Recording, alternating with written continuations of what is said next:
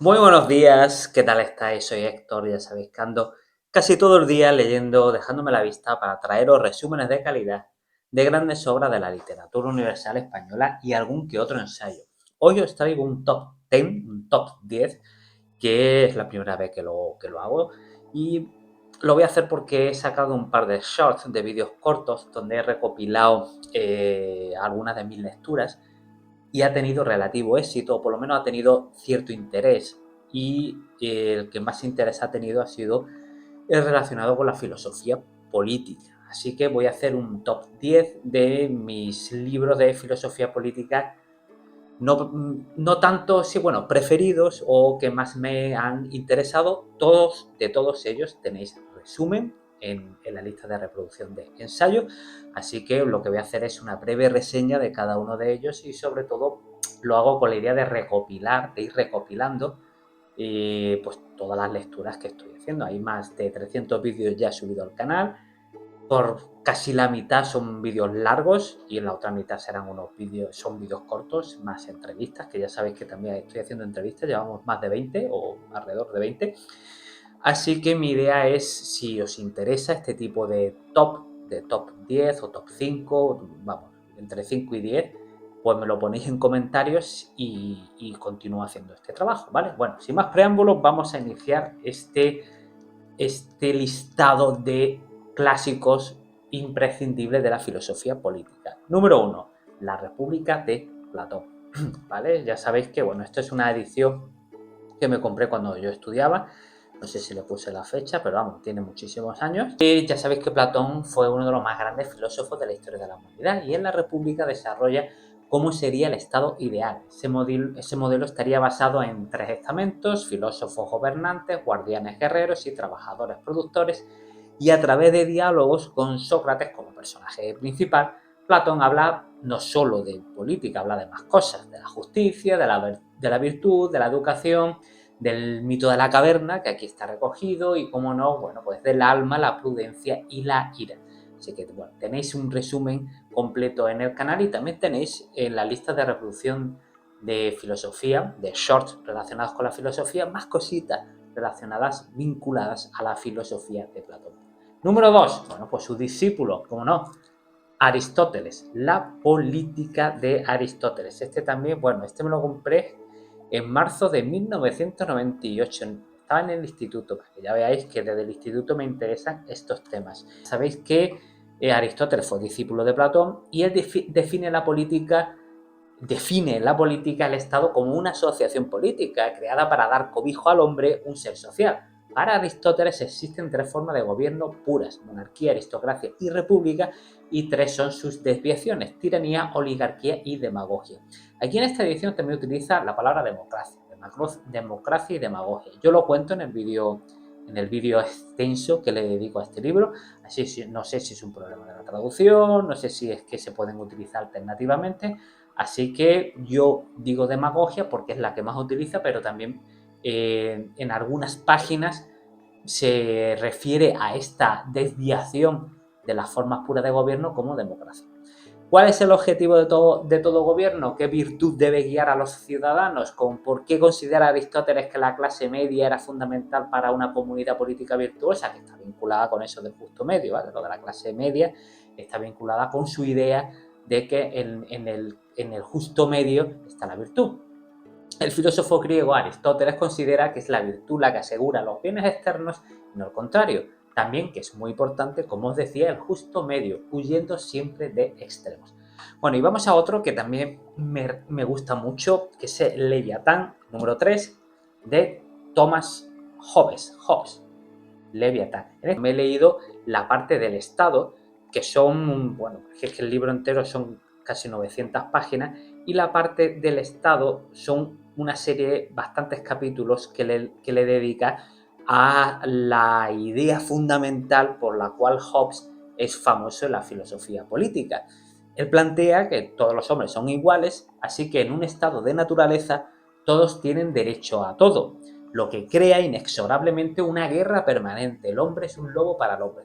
Para protegerse los unos de los otros, o sea, para protegernos de otros hombres, sea, por miedo, es el miedo político esencial en la filosofía de Hobbes, los hombres crean el Estado absoluto, el gran Leviatán, cuyo único objetivo es anular la guerra y garantizar la paz. El poder soberano será fruto de un pacto. O sea, nosotros tenemos libertad, pero esa libertad nos lleva a vivir en un estado de guerra permanente, lo cual nos obliga a llegar a un pacto para cederle toda nuestra libertad a un soberano absoluto, a un poder absoluto, a un gran Leviatán, a ese gran Estado, a ese soberano, a ese monarca, que con mano de hierro garantiza la paz. Por lo tanto, es el miedo lo que nos lleva a someternos.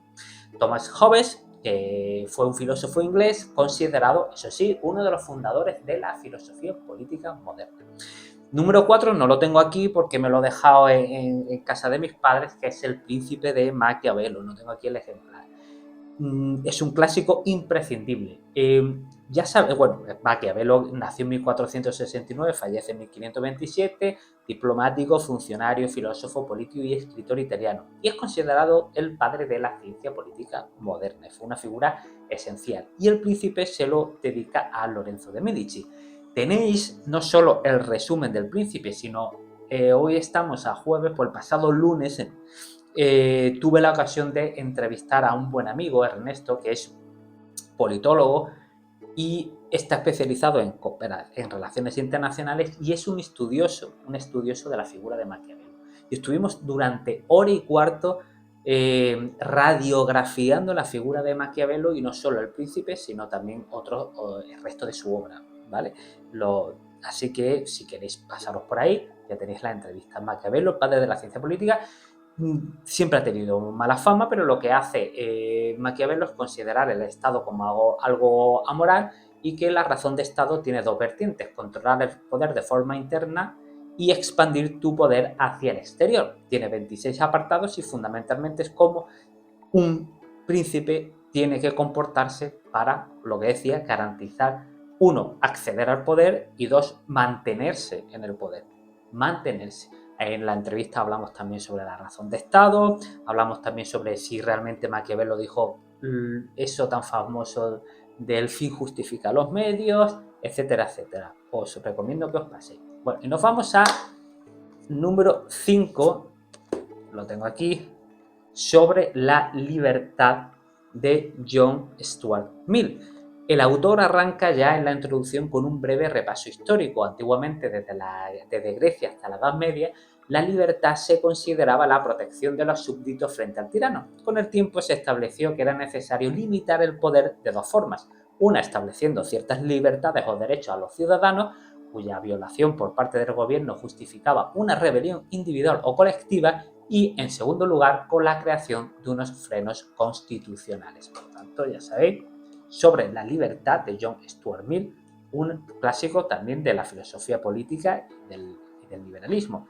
Número 6, desobediencia civil, de Thoreau. En este caso solo me centré en desobediencia civil, no en otros textos que trae también este librito. Es un libro muy fino, todos menos el Leviatán. Bueno, como comentaba que el Leviatán solo me he leído la parte del Estado, la parte más política, pero Hobbes habla de metafísica, habla de religión, habla de un montón de cosas y es un libro bastante interesante. Pero me centré más ahí, cuando estudiaba en la universidad me lo leí entero, pero en esta segunda lectura para hacer el vídeo me centré en la parte del Estado. Bueno, Thoreau, como os comentaba, Thoreau nace en el siglo XIX, nace en 1817 y fallece en 1862. Y fue escritor, poeta y filósofo de Estados Unidos. En su escrito, Desobediencia Civil, aporta una serie de ideas que tienen como epicentro la defensa del individuo y su conciencia para defender la justicia frente al gobierno de turno. Y la mayoría de la gente, es que no solo hay que defenderse del gobierno, sino también de la opinión de la mayoría o de la masa. El hombre tiene derecho a desobedecer y retirarle la lealtad a un gobierno si lo considera tiránico e ineficiente. O sea que tienes derecho, según Thoreau, a rebelarte si tú consideras que el gobierno no se está comportando como debe comportarse. Los postulados de Thoreau, sin lugar a dudas, han inspirado a movimientos de resistencia pacífica activa o de desobediencia civil, algunos de cuyos exponentes más representativos fueron Gandhi y Martin Luther King. 7 es el contrato social de Rousseau. Es el vídeo que más visitas tiene con diferencia en el canal, se acerca a las 30.000 visualizaciones, por lo tanto tiene muchísimo interés al día de hoy. Rousseau es, digamos, como el antagónico de Hobbes, o siempre se le presenta como lo contrario al realismo político de Hobbes, pues estaría Rousseau y su concepción más benévola del ser humano. Pero en este caso, en el contrato social, que es una obra cumbre de la filosofía política, aquí vemos conceptos muy importantes como pacto social o voluntad general, que son analizados con rigor en este interesantísimo ensayo publicado en el siglo XVIII. Ya en el primer capítulo dice lo siguiente: el hombre ha nacido libre, pero por doquier se halla encadenado. Hay quien se cree dueño de los demás y no deja de ser más esclavo de ellos. Nos dice Rousseau, mientras que un pueblo está obligado a obedecer y obedece, hace bien, pero en el momento en el que puede sacudirse el yugo y se lo sacude, hace todavía mejor. En este caso se revela un poco también con la idea de Aristóteles, que ya sabéis que Aristóteles en la política dice que hay gente que nace para obedecer y hay gente que nace para dar órdenes. Y él justifica también el esclavo como un instrumento, etcétera, etcétera. Número 8, uno de mis favoritos, los orígenes del totalitarismo de Hannah Arendt. Es un tochaco muy interesante, muy denso en su análisis sobre el totalitarismo, tanto en la Alemania de los años 30 como en la Rusia de Stalin, en la Unión Soviética. Hannah Arendt publica por primera vez este libro en 1951 y, como ya sabéis, bueno, tras la subida del nacionalsocialismo en Alemania, en la Segunda Guerra Mundial, los campos de concentración, etcétera, y con lo que también analiza, aunque brevemente, a Stalin y la Unión Soviética, surgió una necesidad de explicar el porqué de lo que había pasado y, sobre todo, para los científicos sociales, el por qué hemos vivido esta situación, esta Segunda Guerra Mundial, este desastre, esta represión. ¿Por qué? Entonces Hannah Arendt analiza fundamentalmente, aunque como os decía, le da un repaso al bolchevismo, pero su análisis pormenorizado lo centra en el nacionalsocialismo, en el nazismo. Para profundizar en las raíces de este fenómeno, que siempre supuso la incógnita de cómo uno de los pueblos más cultos y civilizados de Europa apoyó en masa a este partido, Arendt divide su libro en tres grandes áreas, a saber, el antisemitismo, el imperialismo y el totalitarismo. Antisemitismo, imperialismo y totalitarismo. Y utilizando estas tres áreas, Hannah Arendt pues analiza el fenómeno nazi e intenta dar una explicación, desde mi punto de vista, bastante profunda de lo que fue el fenómeno. Y nos vamos al número 9, El miedo a la libertad, de Erich Fromm, que también es un libro que me resulta bastante interesante. También analiza, en cierta manera, el origen del totalitarismo, parafraseando a Hannah Arendt. Erich Fromm es el famoso psicoanalista de la Escuela de Frankfurt y nos regaló esta interesante reflexión. Un interesante ensayo que cabalga entre la psicología social, la historia y la filosofía. Me voy a centrar un poquito más aquí. Nos dice Fromm que si en la Edad Media y su régimen feudal la profesión y el nivel de vida venían determinados por nacimiento, puesto que se pertenecía a un estamento desde el primer momento de la vida del individuo, en la sociedad capitalista esto cambiaba radicalmente. En el contexto medieval también eran conocidos los gremios de artesanos y profesionales que protegían a sus socios y repartían el trabajo. No había libertad y la pobreza asolaba a la población, pero el individuo tenía una identidad y un sentimiento de pertenencia a un grupo. Las clases populares y la burguesía se rebelaron contra el feudalismo y de estas revueltas llegó el régimen liberal burgués y su concepto de libertad, entendida como la capacidad individual de elección que posee cada persona para plantear su propio proyecto de futuro y actuar en el presente. Este sistema político llevaba intrínseco un nuevo sistema económico, el capitalismo.